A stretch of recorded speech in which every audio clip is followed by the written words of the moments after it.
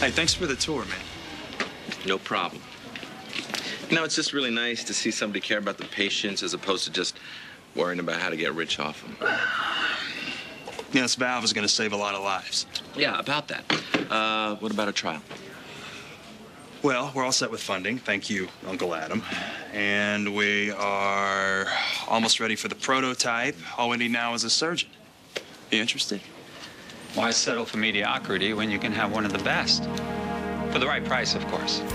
You ready to get out of here? Your uncle's company was sold, half of it, okay? The money went into that heart valve. We're talking a fortune, Scott. His legacy. All that money going into that tiny, delicate device. So if I, or at least someone of my caliber, doesn't perform the initial surgery, Adam's company will go belly up along with the poor sap that goes under the knife. Now, are you really willing to take that kind of risk?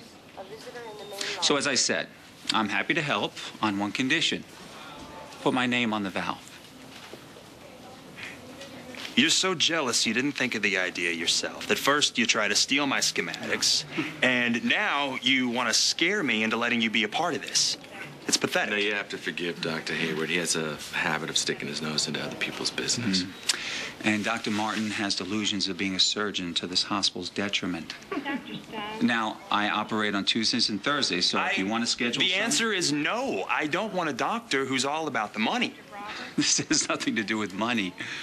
But I'm sure you've heard the expression, you get what you pay for. You hire an amateur like Martin, you'll be lucky if the valve doesn't end up in the patient's ear. I'll talk to you soon. Think about it. Pleasure doing business with you. You didn't tell me we had a meeting. Wait a second. You can have private meetings with these two, but I can't.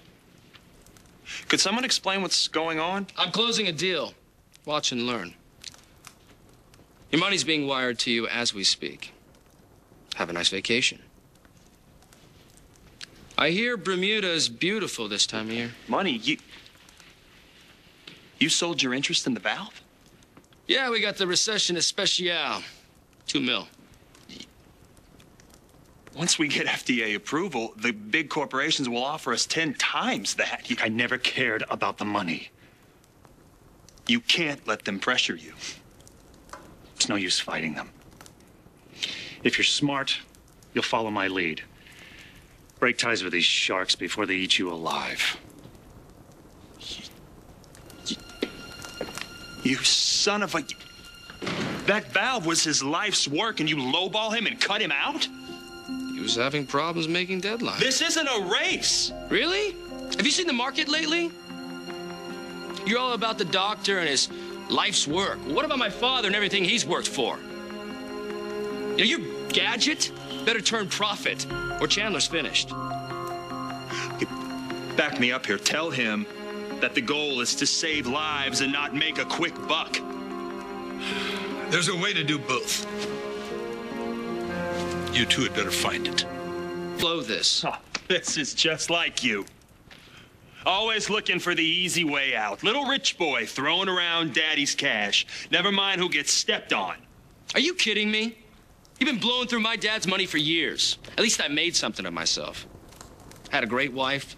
I have a great son, a job. What do you got other than a degree in nothingness and a company that you tanked? I have something you never will. The potential to make a difference in people's lives. Really? What's potential like for you at night in bed?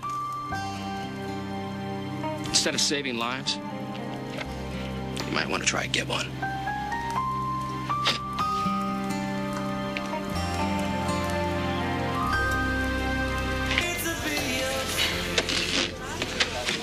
He's a fool. Excuse me? Any guy that would stand you up has got to be a complete idiot. Yeah, well, it's not his fault. Yeah, right. What lame excuse did he give you this time? Cat got pneumonia, stuck in traffic. He got redeployed to Iraq.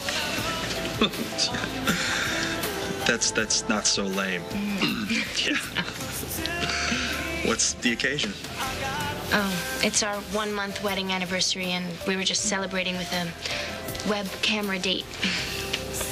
But then I lost connection. God, it must be tough not having him around. Especially being newlyweds and all. You ever been married? Haven't even come close. I guess I'm not spouse material.